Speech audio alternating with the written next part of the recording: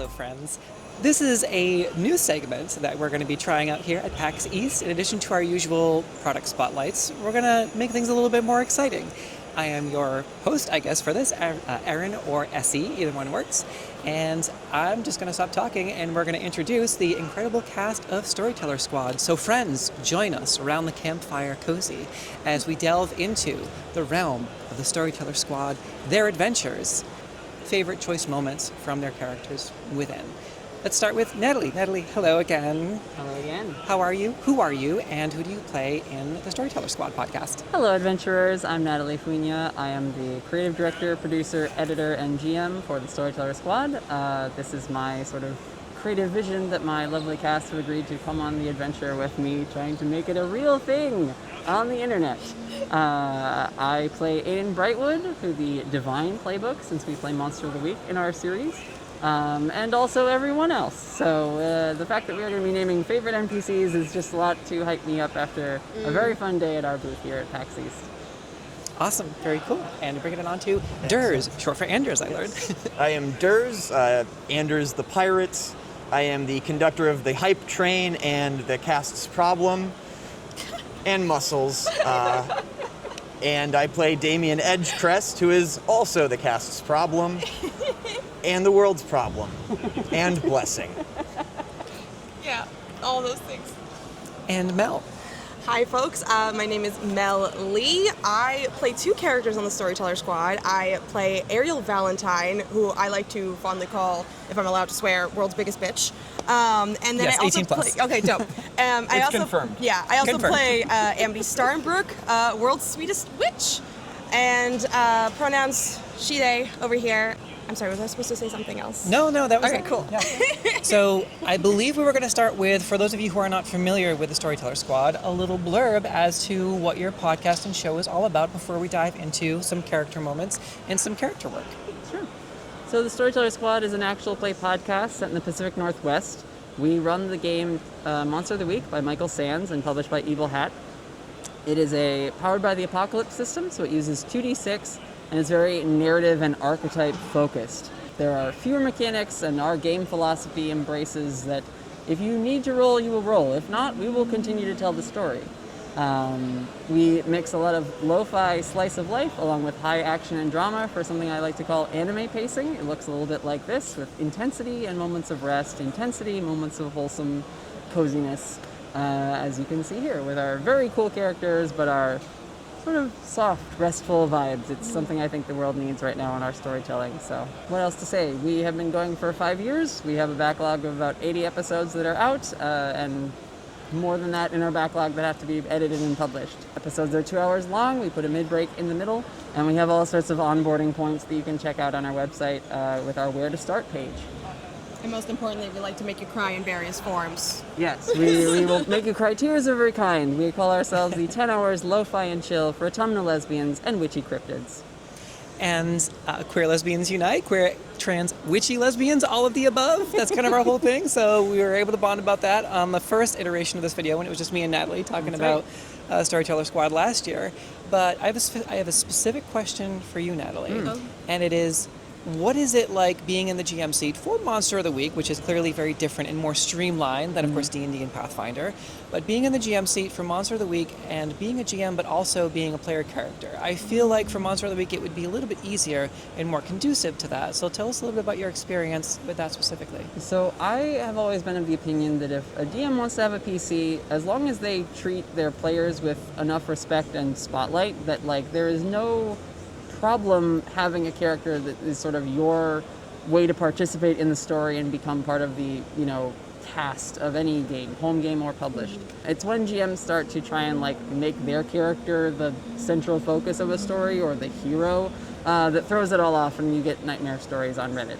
But for Monster of the Week, that game is already designed with a lot of collaboration and like the GM is not out to, fight or the players are not out to best the GM. It is a story where everyone is working together to create moments that celebrate the heroes and characters of the story. So if your GM has a character, the cast, I'm too much an AP, the players should be there to celebrate that character as much as the GM is hoping to celebrate the rest of the PCs. Gosh, to get into Aiden Brightwood, she is a sweet girl next door who happens to be an angel, and the story took off from there. And I think making her someone who could know a lot about the world but didn't have all the answers made it sort of a very nice bridge between, yes, she clearly has a lot of experience, but the problems that are arising are often brand new to the world. And isn't that fun to have this character who's been around for so long? And with the introduction of the heroes, the protagonists of the story, the world changes for bigger and better things. Yeah, no, that's great. Thank you. Yeah. And it's always great to see someone who can balance that, which is very impressive. So definitely kudos and hats off to you. Another question that came up in my mind for Mel, as we are a Queer Witchy server. So tell me a little bit about how you integrate witchy elements from your own practice into your character design, if you do that, or if you start from scratch, or how are you inspired to create a witchy character in game? What does that look like? Well, gosh. I mean, so full context, I came to the Storyteller Squad a little bit late, right? I was a newer addition to the crew, and one of the things that first happened between Natalie and myself was sort of, I guess, rebuilding Amity. Amity is technically a new iteration, a new take on a character that had already existed, and I was essentially inheriting from a previous player. Okay. You know, we were essentially giving me space to make her a little bit my own. And so we talked about this like transformation that she underwent going through study and adventures on their own in what is referred to as the Folk Havens. It's kind of like our Fae realm. Okay. And so a lot of those influences for what this like witchy persona was going to look like came from a lot of the lore that Natalie had built around the Folk Havens already. And I was already such a fan of this character, like as a friend, like before sort of having the baton passed to me. They were already quite magical in their own right, and then it was like, okay, so what happens if they get to like study with all like the greatest wizards to ever exist? And most of them live in the Folk Havens where things are kind of kooky, kind of Alice in Wonderland a little bit, like nothing is ever the same twice. What are they going to look like after that? Right. And so a lot of that has informed what Amity looks like now. Yeah, and anytime you introduce a Fae realm of any kind, Yeah. whether it's completely homebrew or based on actual folklore, that's a great opportunity to really just play with the rules of reality and witchcraft and really craft your own thing. So it's Yeah. really cool to hear that y'all are doing that as well. Yeah. And the character concept sounds pretty great, like building and training with these great wizards and sorcerers and just integrating that Fae realm experience into it as well. Yeah. What is your favorite, or who is your favorite NPC that you've interacted with thus far in the Storyteller Squad? Thank you. My favorite NPC is a newer one. Oh. Okay. It's another demon. Oh. And this Demons demon, make the best friends. Yes. I have a soft spot for demons since I play one. We can fix all of them. It's okay. This one is perfect. Love it. No notes. No changes necessary. 10 out Never of done anything 10. wrong. Here for it. Damiana is flawless, and it is really enjoyable seeing this NPC who's kind of a reflection of my own Damien Edgecrest, and being able to see another person's take on some of the starting personality that Damien had, because in the beginning, as a demon, kind of a jerk. Didn't keep his hands or things to himself. So being able to see someone else come along and say, oh yeah, let's see how you like it when someone steals things. Let's see how you like it when someone shows up when they're not really invited. And seeing someone, do all those things was just really nice, like, oh, that's how it felt. Oh, that's inconvenient. Thank you. But in all the best ways. So Narrative thank growth. you so much. Narrative growth, for sure. How about Natalie? I think this would be an interesting one because I believe you're the one crafting most of the NPCs. Yes. Who's amongst your children? So I have a interesting question dramaturge there. who helps me with writing, and another friend of mine who also helps me when I have sort of prepped myself into a corner, or a player does something completely unexpected that changes not just the next session, but like the course of the story. Sorry, not sorry. It happens. It's the beauty of this improvised type of storytelling that we're doing. Anything can change at any moment, and you have to embrace that, because oftentimes it is better than the thing you spent a little time prepping. Something I like about Monster of the Week is I don't have to spend so long prepping, because I don't need to really worry about as many mechanics to track, or challenge ratings, or is this encounter going to be too hard. It's like I have the ability to adjust that on the fly because of the way Monster of the Week runs. So it allows me to have a much more flexible approach to when things do change, what becomes of that. Right. So my favorite NPC, gosh.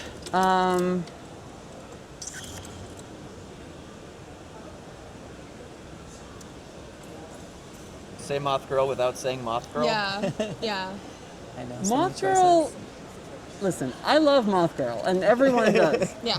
And that's flattering, because she is a different reflection of me than Aiden. Is this Moth Girl? That's her Moth right Girl here. there, yes. Yeah, I was immediately Mommy. drawn to that. And said, Yeah. I like Moths. There are similarities between Moth Girl and I in certain ways. In some ways, different parts of her are heightened than the ones that I heighten when I am playing Aiden. But favorite NPC who feels less like me, but they've become sort of their own character, and I know what they are like now, having played them for so long, is actually Wendy. Oh, Our yeah. jackalope friend. Yes, and you They have a are- new stuffy of them. They are the available familiar at the merch for store. our cast member who's not here for this interview, Brittany, who plays Raven Eugenia. Wendy is, I don't know, they're very special, because not only are they a little cute, they're a little spooky and a little mysterious, but very sweet and friendly. We sometimes call them the perfect non-binary roommate in our cozy Love to see little queer romance that takes place in the story.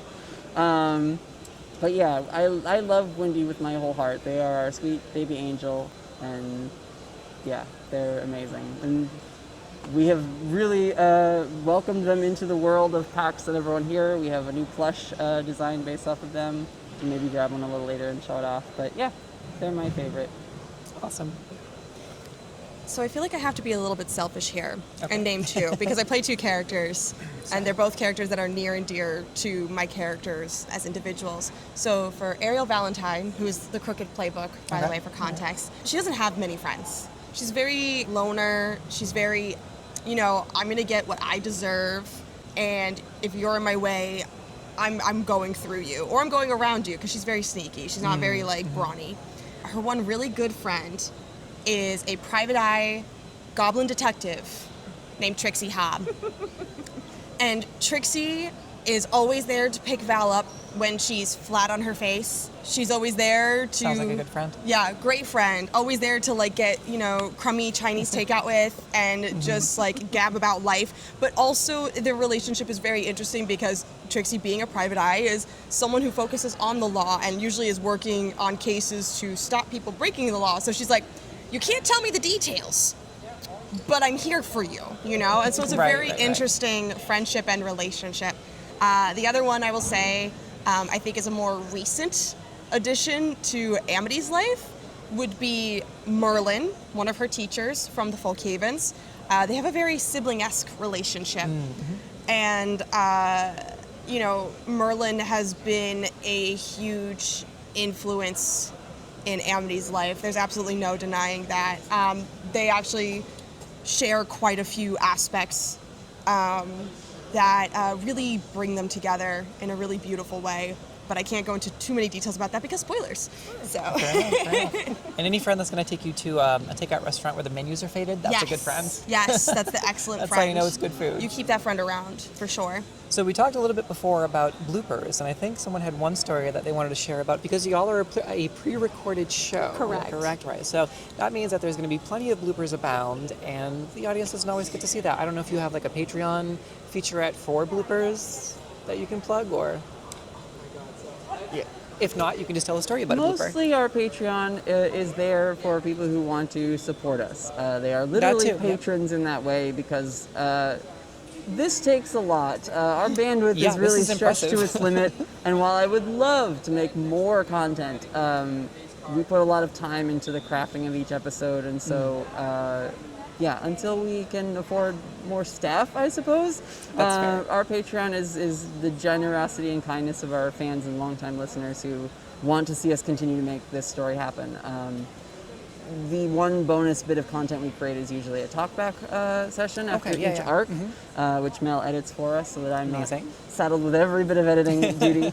But yeah, so as far as bloopers, I mean, there are certainly moments that I leave in for the comedic value of, oh gosh, a bit has gone on way too long, or there's some flub of our performance where it's like, no, that's too good not to share with the people who are here on this journey with us. So. Right. Oh, I have one actually. Yeah. That was Blooper, okay. absolutely okay.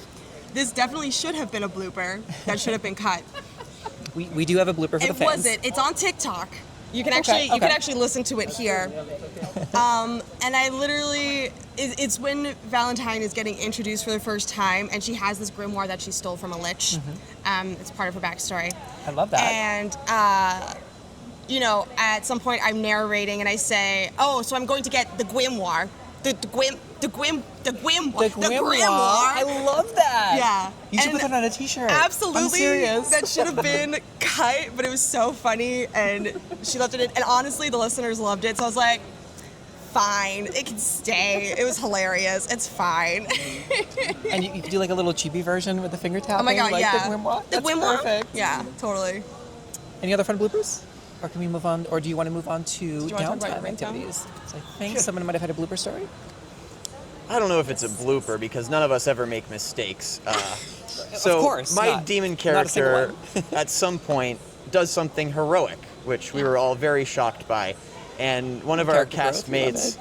just goes into his microphone, "Fuck, Anders, I want to kiss you." And I was so thrilled that I achieved that level of praise that I made that my ringtone for a while. Yes. Amazing.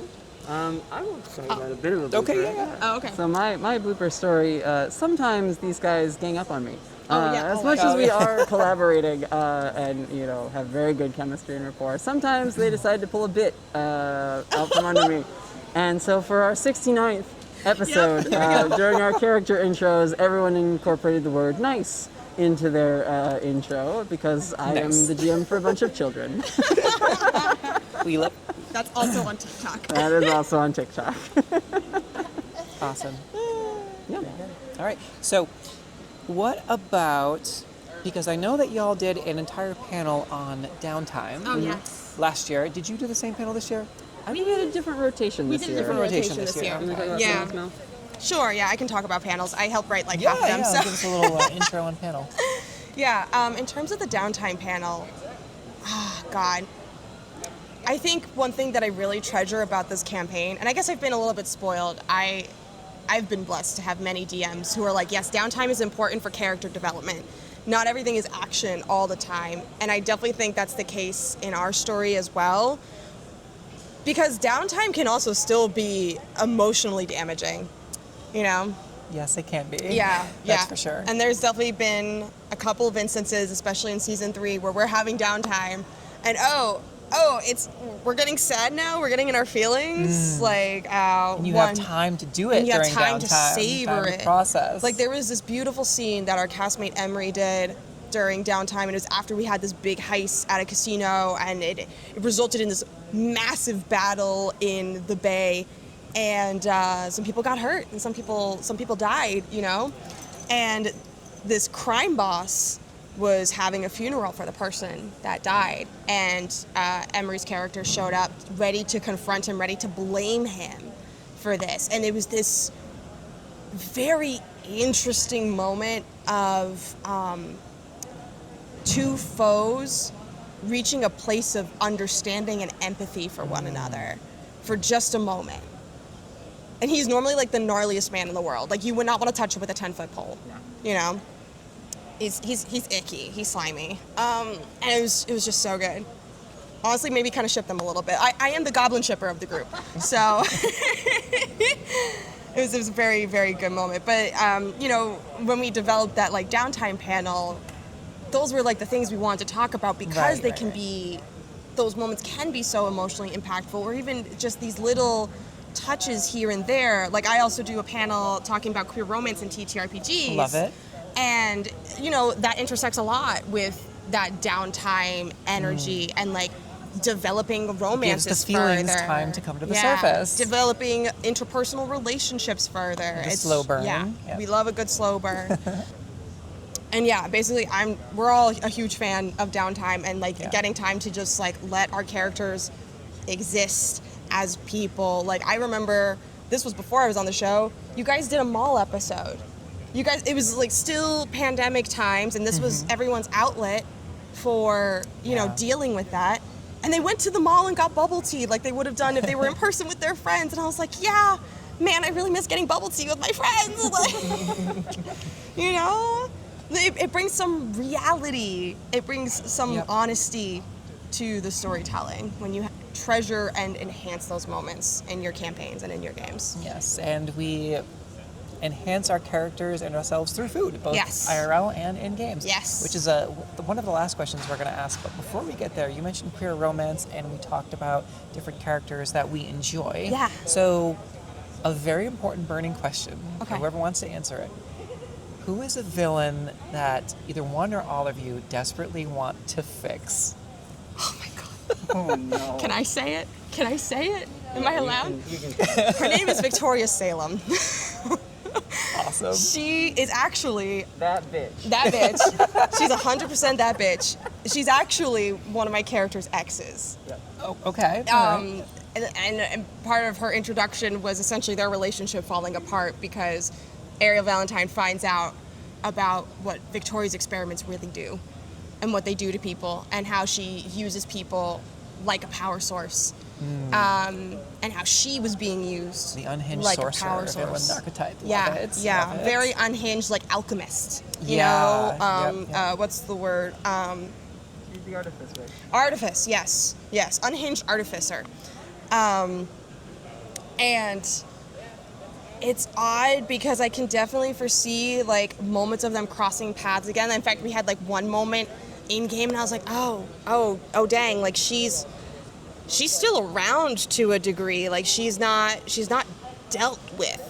She's still haunting the narrative, and there's so many complicated feelings in there of like, I loved you for 3 years, you know, and like part of me wishes that I could save you and like make you see what you're doing is so wrong, and like you could do better.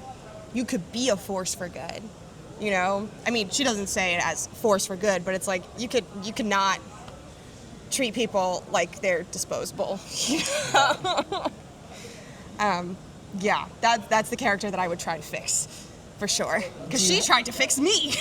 Yeah, and bringing in an ex, especially one who has just gone off the deep end in regards to unethical experiments and that type of thing, especially with alchemy and sorcery, and then working through those feelings, it is part of the queer experience too. I think that's why so many folks in the queer community are always like the meme from the queer community is we can fix them. Oh my God, yes. Yes, 100%. Do you have one, Des? So, when I made Damien, I decided, because it made sense, and also I didn't want to disrupt the waves in the group. IRL, I am containing a lot of thirstiness that I have, Yes. as everyone does. But for my character, I wanted to make him arrow ace, as far in the spectrum in that direction as I could, because he's not human, he's a demon, so he doesn't have any of the human concepts. And not to say that, you know, obviously Right. being on Arrow Ace is totally super cool, and I love that, and getting to play this character and getting to experience those things, as separate as it is from the actual experience, it made me very grateful for trying to see things through that lens. And everyone lets me make mistakes and not say things quite as articulately as I could, which I appreciate. But being able to try to see things through that lens has been very, very helpful. So trying to make sure that, nope, I'm not seeing people the way that I try to see people. And maybe I push that too far where, because as demons can be kind of sociopathic, so not seeing people as people at all. So it's been a lot of fun experiencing things that are different for me. Okay, we're talking about villains we can fix? Yeah. Okay. Oh boy. Or since you're the GM, if you have a villain that particularly resonates with you that you find yourself connected to. Some of my antagonists in my games, I find as the GM, I really end up connecting with them in weird ways, and even on my own journey, improving them over or having them work with the characters, or even giving them the possibility of some growth.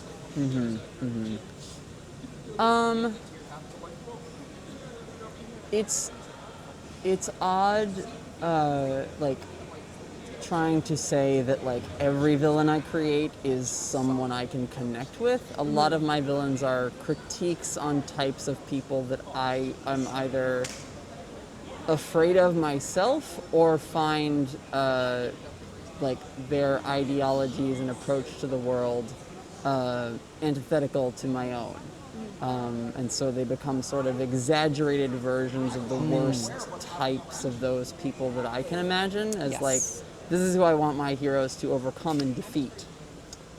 But as far as, like, sympathetic villains in our universe and people that I think of sometimes probably with a little more favor than my players, we have a super secret special agency in our world. And the director of that agency, Olivia Easty, of the Easty Agency, she is a character who I love the grayness of, and I fully will admit to her not being a saint.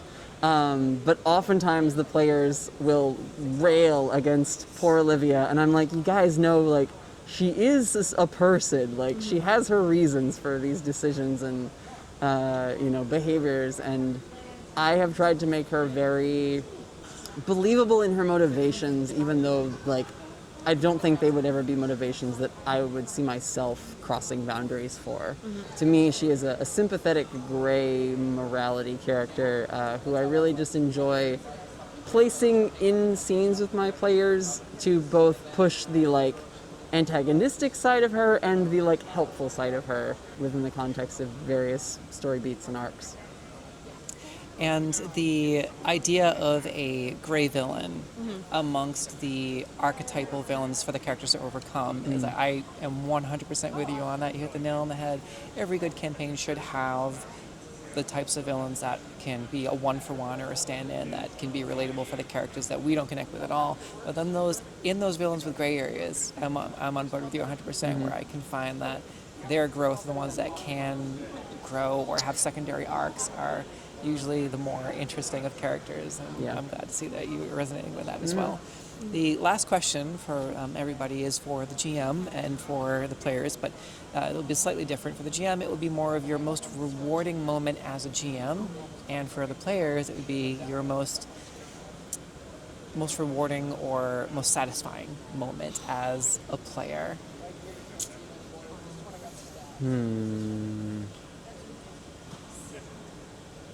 Toughie, but I feel like it's a good capstone to kind of like. Here you go, because a I little have overall one I could recap. say right away, but I wanted to let it marinate a little bit. And it would be a teaser for the VODs and the previous episodes too. This was just like a very, like, lighthearted but very satisfying moment for me. So Natalie gave me some homework, right? She said, "Hey, you're gonna take your friends to the folk havens. You're gonna go on a little adventure together.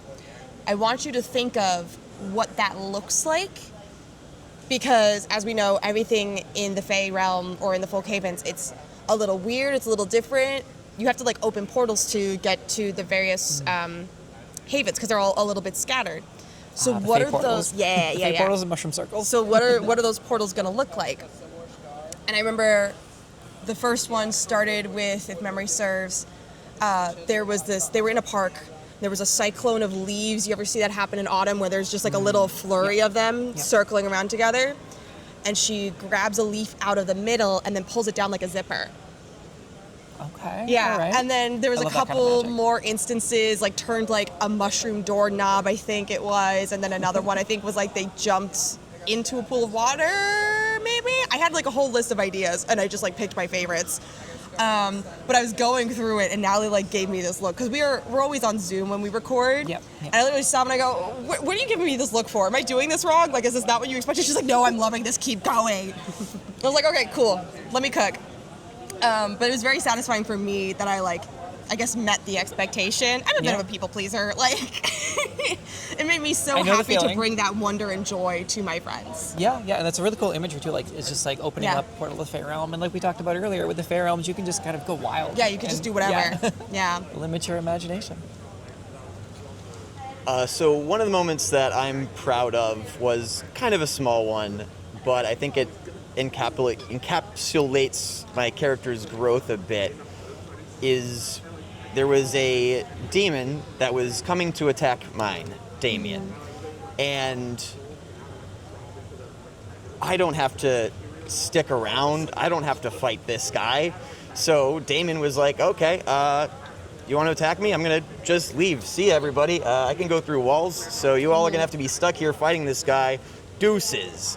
And just dip out through the floor. And immediately the bad guy goes on the offensive, starts doing demon-y monster things. And I had my character, instead of actually leaving and fleeing and running, immediately go back, sneak over, and start healing and helping some of the NPCs. You know, the nameless ones who were just going to be killed off, as, you know, to show how strong and bad the demons are. Oh, you know what? No, I have to do...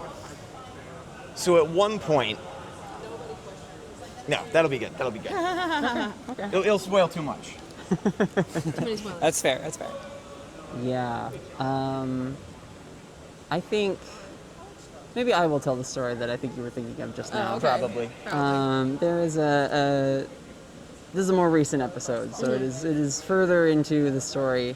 But it was a moment of just arriving to a space as a storyteller who has to make up everything and the phrasing on the fly, where I felt like a thing come over me in terms of like where the scene was going to go because of a decision that Durs made. There was a NPC who was sort of set up in my plans to be a loss, you know, a character that was specifically designed to be liked, cared about, and then taken away. You do this as a GM sometimes because we love to feel the sadness in a safe space that it comes with character death. And I remember setting up the scene. I remember certain characters discovering the situation, and you know, I have more to run in this scene beyond the revelation that this character has been lost. But before I was allowed to continue, Durs stepped forward and said, Damien attempts to heal them. And I said, well, okay, but no, they're gone. And in response, rather than just taking the no and being like, oh, okay, I go do something else, Durs had his character do something different and pull on a thread that had just been created that session and push it like unraveling a sweater. It was to that extreme. And I said, oh, all right then. If you are going to double down on this, I am going to triple down on this. And we are going to have a moment here where not only is this going to like massively affect your character and change the course of his story, this is going to require me to invent mechanics on the fly for this campaign that we've been running for 4 years at that point. And I think I came up with something fairly spicy, but that also felt fair and within the spirit of like the stakes that had been established with this moment. And I won't spoil how it went, but you should really catch up and get to episode 77. Oh my god. 77? Episode Okay. 77. The cost. It gets real. But I know exactly what you're talking about, and having that moment where your players pull on a string that you had placed out, or anything that is powerful, any type of powerful entities or magics.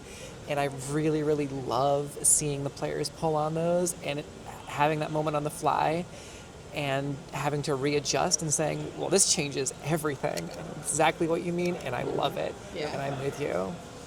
So I think that's all the time that we have. So if y'all just want to go around the table and introduce yourselves one more time, where everybody can find you, and what to look forward to on the next episode. Sure. So once again, I have been Mel. I play Ariel Valentine, the Crooked, and Amity Starnbrook, the Chosen. You can catch the Storyteller Squad at Story Squad Cast, wherever you get your social media, and also on your favorite podcatchers. We're even on YouTube. And me personally, you can find me as Melouette on the internet. I do sometimes my own content outside of the Storyteller Squad, but she's got my heart for the most part. So I'm mostly here, I want to say like 80% of the time. Durs? I'm Durs. You can find me online as Anders the Pirate. I play Damien Edgecrest, originally the Monstrous, but as things change, so do your playbooks. No spoilers there? Yeah, no spoilers. Okay. No, the spoiler is that things do not stay stale, things change, and we love that. And what was the other? No, that's it. Oh, just who you are and where people can find you. Yeah, Anders the Pirate. Perfect. I'll All post right. stuff on Instagram. Thanks for being with us for this, adventurers. I'm Natalie Fuinha. I am, as I said before, the creative director, producer, and GM for the Storyteller Squad, which you can find at Story Squad Cast across all social media that matter and don't have a bunch of Nazis on them. We post as often as we can. We are doing a lot of hard work here. My personal / old cosplay account, which has just become co-opted to become my TTRPG creator account, is at Natalie Fuinha. That's Fuinha for that last name there. And yeah, please check out our story. We are working very hard to create meaningful content that is both heartwarming and heart-wrenching in equal measure. And I hope you will join us at some point and enjoy learning about our heroes because we love them, and we hope you will too. Great, and I will be catching up as well. So over the next, between now and PAX Unplugged, I'll let you know how far I get in the story. Amazing. So thank y'all for joining us around the campfire, and thank you for joining us in VOD land over on YouTube. We appreciate you taking the time to learn about the amazing individuals and talent here before you, and about the Storyteller Squad. So take care out there, y'all. We'll see you on the next one. Bye-bye.